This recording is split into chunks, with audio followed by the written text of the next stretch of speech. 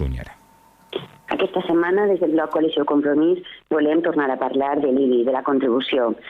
Com tots els oients de la cadena SER saben, des del bloc Compromís s'ha presentat una ordenança nova, reguladora de l'IBI, sol·licitant sempre una rebaixa de la contribució a ciutadans de Xàtiva, que suposaria la millora en les condicions dels nostres ciutadans i ciutadanes.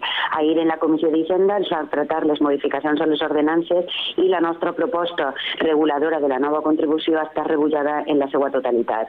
I ha estat rebutjada per uns criteris que no són tècnics, sinó que són de caràcter polític. És a dir, el PP no vol que alguns ciutadans de Xàtiva paguen més per a que altres paguen menys. Els que haurien de pagar més són els que tenen grans immobles, les grans empreses, les grans superfícies comercials instal·lades a la nostra ciutat. Això és la política del PP, la d'afavorir sempre als mateixos i deixar de banda i de costat a ciutadans de Xàtiva. Amb la nostra proposta es aconseguien més ingressos.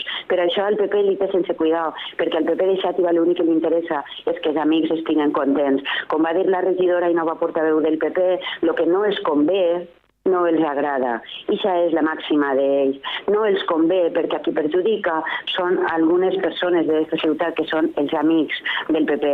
La resta, que són ciutadans ja de quarta, els dona exactament igual.